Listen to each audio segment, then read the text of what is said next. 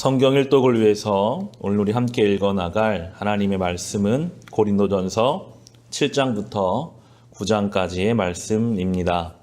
고린도 교회 안에는 다양한 문제와 어려움들이 있었습니다.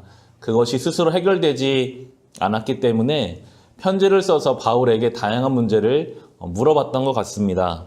7장의 1절을 보시면 바울이 이렇게 답변을 합니다. 여러분이 적어 보낸 문제를 두고 말하겠습니다. 남자는 여자를 가까이 하지 않는 것이 좋습니다. 라고 하면서 여러 문제들 중에서 한 가지를 답변하는데 그것은 남녀 간의 문제, 결혼의 문제, 여러 가지 음행에 관한 문제였습니다. 바울은 독신으로 복음 전도자의 삶을 살았습니다. 그래서 그런지 이 답변을 읽어보시면 꼭 결혼을 하라고 강조하지도 않고 그렇다고 독신으로 살라고 강요하지도 않고 있습니다. 이어지는 8절과 9절의 말씀입니다. 결혼하지 않은 남자들과 과부들에게 말합니다.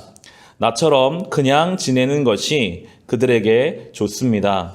그러나 절제할 수 없거든 결혼하십시오. 욕정에 불타는 것보다는 결혼하는 편이 낫습니다. 라고 하면서 결혼에 대해서 해야 하는 것이 혹은 하지 않는 것이 중요한 것이 아니라 그 중심이 중요함을 우리에게 말합니다. 17절에 보시면요. 각 사람은 주님께서 나누어 주신 분수 그대로 하나님께서 부르신 처지 그대로 살아가십시오. 이것이 내가 모든 교회에서 명하는 지시입니다. 라고 하면서 각 사람은 이라는 표현이 고린 7장에 보면 반복해서 나오고 있습니다. 각 사람, 20절에도 그렇게 나오거든요. 각 사람은 부르심을 받은 그때의 처지에 그대로 머물러 있으십시오. 라고 나오고요. 24절에도 보시면 형제자매 여러분, 각각 부르심을 받은 그때의 처지에 그대로 있으면서 하나님과 함께 살아가십시오. 라고 하면서 각 사람을 강조하고 있습니다. 왜냐하면요, 서로 다 다르거든요.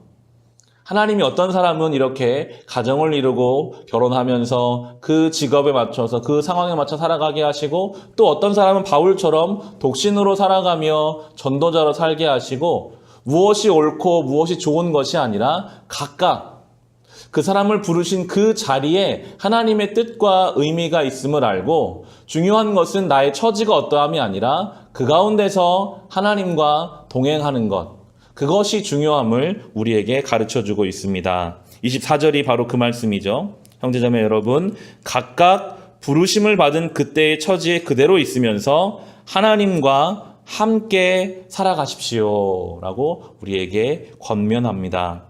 이것이 너무나도 중요한 영적인 교훈입니다. 오늘 우리를 살게 하신 우리의 삶의 자리에서 우리는 참 환경과 상황에 영향을 많이 받거든요. 내가 좀 더 경제적으로 여유가 있었다면 내가 더 하나님을 사랑하며 살아갈 수 있을 텐데 나의 삶의 처지와 환경을 내 눈에 보이는 다른 사람들과 비교할 때 우리는 흔들릴 때가 참 많습니다. 지금 나를 힘들게 하는 이 상황과 환경이 바뀌기만 한다면 내가 더 하나님 앞에 만족스러운 삶을 살 텐데 내가 변화될 생각보다는 상황과 환경이 바뀌기를 우리는 원하는데 성경은 부르신 그 자리에서 하나님과 함께 살아가기를 우리에게 권면하고 있습니다. 어떤 처지에 있든지 그곳이 하나님과 함께하는 곳이라면 우리는 늘 감사하며 만족스럽게 살 것이지만 아무리 좋은 환경과 처지 가운데 있어도 하나님과 함께하지 못한다면 그곳에서도 불안하고 그곳에서도 쫓기며 살아갈 수밖에 없는 것입니다. 이 말씀을 준비하며 다윗을 떠올리게 되었습니다. 다윗이 골리앗 앞에 서 있었을 때 여러분 상상이 되시나요? 전쟁에 능한 골리앗 앞에 양만치던 소년 다윗이 서 있습니다. 5분 10분 내로 목숨을 잃을 수밖에 없는 아주 위급한 인생의 가장 위기 상황에서 다윗은 하나님과 함께 있었기 때문에 놀랍도록 담대했습니다. 그곳에서 영광스러운 승리를 경험했습니다. 그런데 그 다윗이 나중에 왕이 되고 전쟁하는 전쟁마다 다 이기고 왕궁에 있을 때 자기 신하들과 부하들은 나가 싸우게 하고 그 가장 안전한 왕궁에서 다른 남편의 여인을 보며 그 마음이 움직이게 되고 범죄하게 되고 그 가정을 무너뜨리게 되는 무서운 죄를 저지르는 것이 또한 다윗의 모습입니다. 아무리 상황이 위급해도 하나님과 함께하는 자는 영광스러운 승리를 경험하며 살지만요.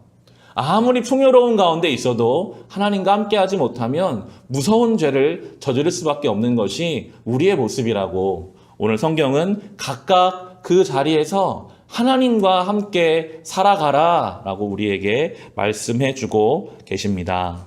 오늘 우리의 삶의 자리에서 우리 주님과 함께 살아갑시다.